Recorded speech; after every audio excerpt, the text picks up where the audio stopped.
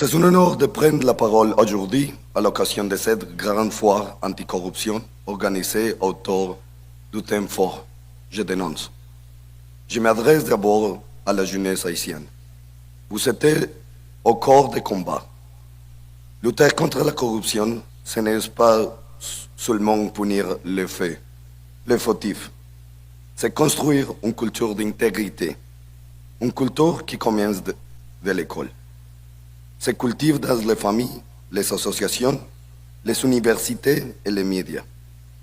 L'intégrité, c'est agir avec honnêteté, même quand une personne ne regarde. C'est donner des sens aux institutions et bâtir une société plus juste.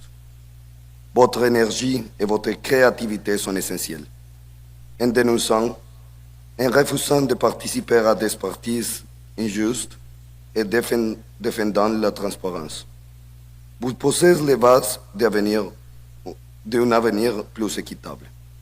Cette fois, illustre bien que la lutte contre la corruption n'est pas seulement judiciaire.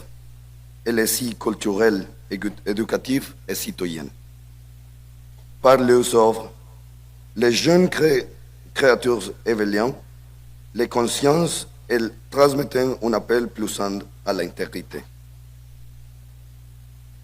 Nous le savons, en Haïti, la corruption est au cœur de l'instabilité. Elle nourrit la criminalité, facilite les activités de gangs, fragilise l'institution et prolonge l'impunité. En la combattant efficacement, nous ouvrons la voie à des avances durables en matière de sécurité, car le crime organisé perd son principal outil.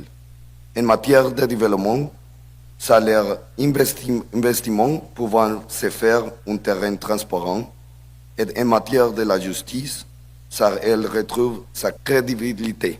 Mais la dénonciation des citoyens doit avoir un impact concret.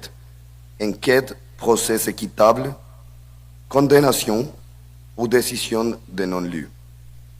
C'est dans le cadre que la création de pôles judiciaires spécialisés représentait une avance cruciale. Ces pôles spécialisés devront être composés de magistrats intégrés et compétents, capables de traiter les dossiers sensibles et de mettre fin à l'impunité. Cependant, la justice seule ne peut tout.